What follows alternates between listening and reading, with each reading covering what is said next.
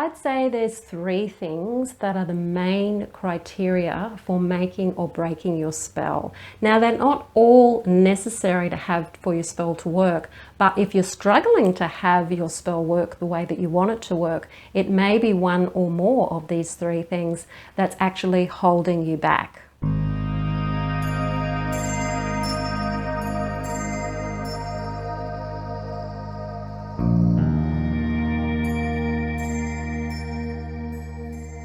Hi, I'm Sandra from MysteryWitchSchool.com, and if you're new to the channel and you want to become a witch or a Wiccan, hit the subscribe button and the notification bell so that you don't miss anything. This video is about 3 possible reasons as to why your spell work isn't working the way you want it to work. The quickest reason to talk about, reason number 1, is to do with your physical links. So this is where you are using something that belongs to either a person that you're doing a spell for or on, or a link to something that is to do with your spell. So by a link, I mean if you're doing healing work for somebody, say you're doing healing work for a pet, you want to have a link to that pet so that the magic has something physical to work through. Now, it's not always necessary to have a link. You can do magic quite successfully without one, but sometimes it's actually the link that can make or break the spell, depending on what else is going on around you and the person that you're doing the work on. So if you're doing a spell to heal an animal, for example, you could have a little bit of fur from that animal, and that becomes the link to the animal.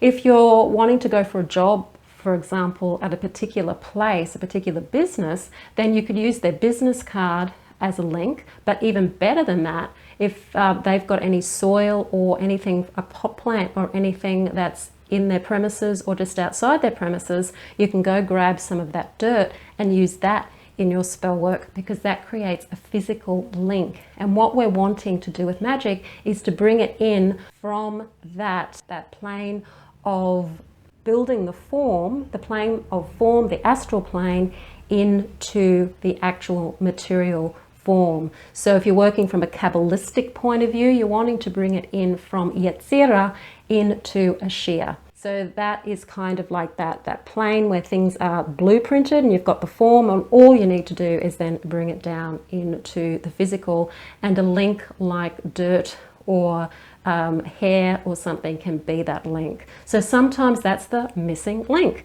to actually making your spell work. So check your links, see whether that's the only thing that might be not there, or you might be not using a link that's really suitable for what it is that you're wanting as your outcome. Number 2 reason is that you might be casting a spell for something that is not in your sphere of availability, meaning you haven't got the right things in motion that can bring that into you right now in the way that you want it. So maybe you're aiming too big, maybe the goal is too big, maybe it's a goal that is actually a long-term goal. So for example, if you are homeless doing a spell to become a millionaire, even though that may happen, and not saying that a spell like that can't work, because you can never say never in magic, it's unlikely to work. It's unlikely to be in a sphere of availability. So you need to do a spell for the next step. So maybe that would be, the next step might be to do a spell to find a shelter, or a step to find a job, or the next thing. So doing spell work for the next thing is often a better way to go. Not saying that you can't do a big spell for your big goal, but also do smaller spells along the way for each step along the way, and that can be much more successful. For example, I'm doing work to try and build my business, so I'm looking at all of the areas that aren't working for me the way I'd like it to work for me, or as fast as I'd like it to work for me, and looking at, okay, what areas can I improve? A business is a big thing, it's a long-term goal, so you're not going to build a business like that in a few seconds, unless you buy a business that's already up and running and already working. But if you're starting something from scratch, even if it is a career that you're starting from scratch, you're probably going to have to get some training and learning in this career. You're probably going to have to get the right people around you. You're going to have to get yourself out there. You're going to have to get known. So all of these things have to happen first before the career or the spell, the business can actually start to take off the way you want. So you've got to basically cast for these various aspects or these various building blocks of the building that it is that you're building. And yes, it can be frustrating, but you've got to understand that magic isn't like it is in the movies. You can't just say a few Latin words and bang, it's all there happening. It is actually a process of casting the spell and then doing the work, which brings me to number 3, doing the work, physically doing the work. This would have to be probably the biggest problem I see, not only with my own history of doing magic and struggling with spells in the past, but also with law of attraction as well. And that is our mindset, our belief in ourselves, our belief in whether we deserve what it is that we want, our belief about what will other people think if I get what it is that I want, and the fear of judgment, the fear of criticism, and the belief and limitations that we pose on ourselves because of our programming and our upbringing can make or break the spell. The spell could actually be working. It could actually start working.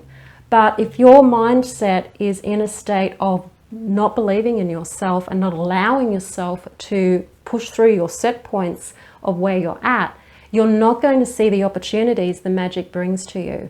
You're not going to see that something that's come up is actually an opportunity because you're not going to see it. You're going to be blind to it. So the magic can bring you something and you won't see it because mentally you're not ready for it. You're not there. You haven't put yourself in that position. You haven't done the inner work to put yourself in alignment with the magic, so you can't see the magic working. The other aspect to that too is that you may need to take certain actions in order for the spell to work. So if you're doing a love spell, for example, even though it has happened in the past where somebody has rocked up on someone's doorstep, it's unlikely that that's going to be the case for every love spell that's ever cast. It means that you need to start looking after yourself and making yourself presentable to somebody. You need to work on making yourself more lovable to yourself and working on aspects of yourself that are going to be conducive to being in a relationship or partnership with someone. You need to be going out there and meeting people and putting yourself in positions where you're meeting people regularly so that you can have more availability, so there's more coming into your sphere of availability. Your sphere of availability is something that you create through action, not just through magic. So if you're looking for love, going out there and being social in the physical as well as online is a way of expanding that sphere of availability. And this is something I've learned the hard way through love spells that I've done in the past. I'm an introvert, so I don't tend to really get in there and socialize a lot. And I would do love spells, but because I wasn't out there socializing enough, I wasn't expanding enough. So it took a long time for the love to come to me because I wasn't actually out there physically being in positions where it could have come faster. So that's an example of where my behavior has slowed down the results of my magic to the point where I was thinking my magic wasn't even working. And so it wasn't, the magic wasn't working, it was just simply that I wasn't listening to the cues, I wasn't taking the social cues, I wasn't going to the parties, I wasn't going out there and doing it. Opportunities would come, but I wouldn't go. And that was me being naive, thinking that, you know, the person's going to come, you know, and I don't have to go out there and do anything. But the minute that I did go out there and start socializing, it came very fast. So that's an example of how I've stuffed up my own magic by not taking action. And a lot of that's to do with my social anxiety and also my introversion of not putting myself out there. Understand that magic is something that you've got to put your effort into as well. You need to understand where you're sitting at the moment, what might be in your sphere of availability at the moment, and chant for the next thing. Check your mindset and your belief in yourself and how that's affecting your behavior. And I actually have a free PDF that helps you go through some of these things. So if you are doing spell casting, it asks you questions so that you can get more clear about what it is you're wanting to bring into your life. You can start to ask yourself how possible what it is that you're wanting is now, or are there other smaller steps along the way that you need to take? So it's there to help you and guide you to better spellcrafting, and it's called the Spellcaster Checklist, and it's in the description field below, and it's a freebie. If you like this video, hit the like button, share it with your friends, don't forget to comment, and I will see you on the next video. Blessed be.